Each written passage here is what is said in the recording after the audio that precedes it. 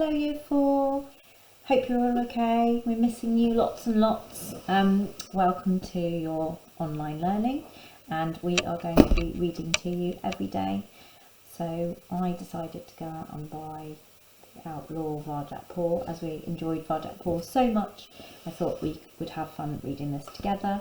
And one of your Year 4 teachers will be reading a chapter from this book every day. So hopefully you will follow it and enjoy it.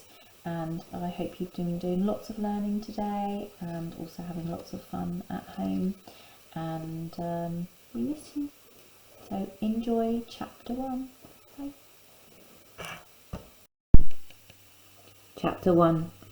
It was winter in the city. The sun was sinking fast. Night was drawing in. Snow whipped down from the sky in icy flakes.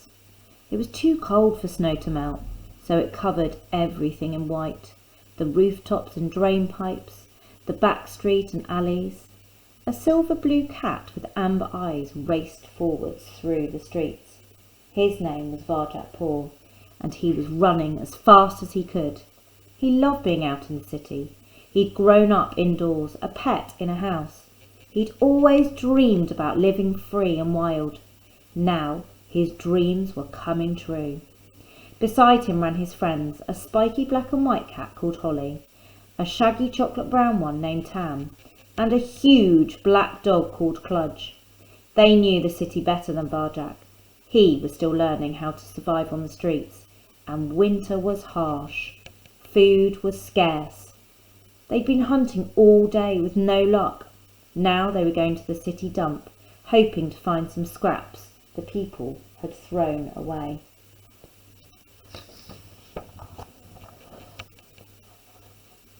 They swerved into an alleyway. A rusting iron gate loomed up before them, rattling in the wind. It was the entrance to the dump.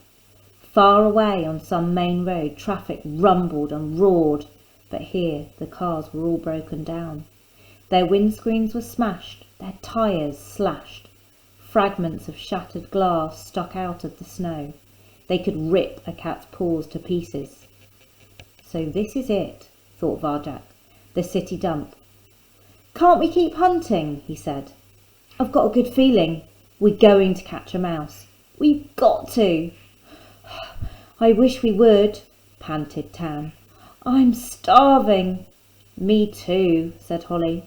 But we haven't even seen a mouse since this snow started. They must be hiding from the weather, or from her. She shivered. Above their heads, through swirling snow, an amber streetlight flickered into life. Day was almost done. Nightfall was close. Holly and Tam shifted about on their paws. Even Cludge seemed nervous. Let's get it over with, said Holly, her voice like the crunch of gravel. We don't want to be here after dark. Tam looked up at the rusty gate and shuddered. Why don't you and Varjak go first? I'll stay here and keep a lookout, even if I have to eat last, she said, sounding very noble. Holly rolled her mustard-coloured eyes. I might have known. Fine. Come on, Varjak. At least now we know who's scared and who's not.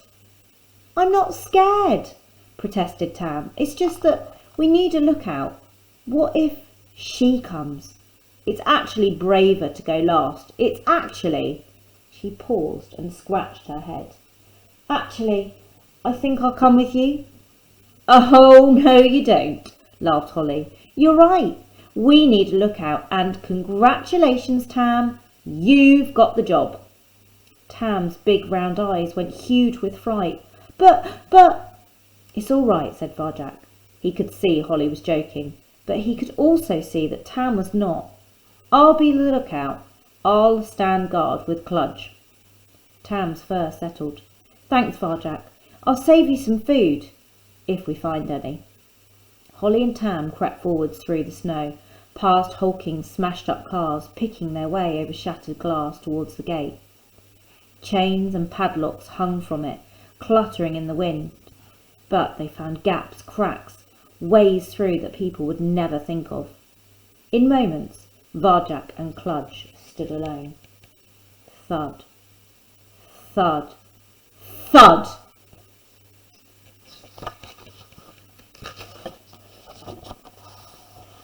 Varjak's fur prickled. He thought he could hear something behind him. A cat's tail thumping. Something was moving. Someone was watching him. He turned, stared into the darkness at the top of the alley. No one there. Just snow, rubbish, plastic bags, scraps of paper, swirling in the wind. Thud. Oh, of course. Now he knew what that noise was. His own heart thumping in his chest. He breathed out, feeling foolish. Tam had made him jumpy. He turned to Kludge. The big dog wagged his tail. "Varjak!" he barked. "Varjak's scared of rubbish!" He stretched out a huge paw and swatted away a scrap of paper. "Not be scared!" He panted. "Kludge here!" Varjak smiled. Kludge always made him feel better. After all, what was there to be afraid of when they had a massive dog on their side? Even Holly and Tam were a bit nervous around Kludge, still getting used to the idea of being friends with a dog. Only Varjak had seen the truth, that for all his strength and size, Kludge sometimes felt as scared and lonely as any cat. "How about you, Kludge?" he asked. "You okay?" "Kludge cold," said the dog. "Kludge hungry, but Kludge happy with Varjak." His tail wagged again, and Varjak felt glad he'd stayed out here. After all, he didn't want to go into the dump anyway. What was the best they could find? Some mouldy old rubbish? That was no way for a cat to live. He could do better than that, especially if he used his powers. For Varjak knew a secret that gave a cat great power. It was called the Way. There were 7 skills in the Way. He'd learned them in his dreams, where he'd visited the ancient lands of Mesopotamia and been trained by the warrior cat Jalal. He settled down by a car and closed his eyes. He remembered Jalal's voice coming at him through the Mesopotamian night. The first skill is open mind. Varjak cleared his mind of thoughts. He made himself calm and still, open to everything. Now, the second skill, awareness. He let his senses flow out into the city. He could smell the rubbish rotting and felt sure there'd be nothing in the dump anyone would want to eat. But his sensitive whiskers also felt a tiny shift in the air currents. Something was moving. Not rubbish. Something warm and near. A mouse! It was a juicy mouse, hidden just behind that car. His mouth watered. His belly growled. This was what he'd been searching for all day.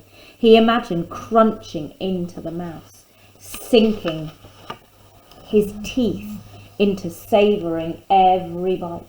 No, don't get carried away. Focus. Hunting was the third skill. When you stalk your prey, you become your prey. You make it a part of yourself. Now he was ready. He tensed his body tight. His muscles coiled, and Varjak Paw sprang forwards, a silver-blue blur, diving under the car towards his prey, and wham! There it was, beneath his paws, fresh mouse, the finest food in all the world. Holly slouched back through the gate. "There's nothing good in there," she sighed. "It's disgusting. But hey, what's that you've got?" "What does it look like?"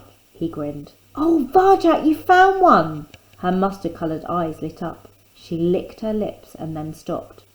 "But how are we going to share it out? Between us all?" Thud. "What you're going to do," said a brash, loud voice behind them, "is give that mouse to us."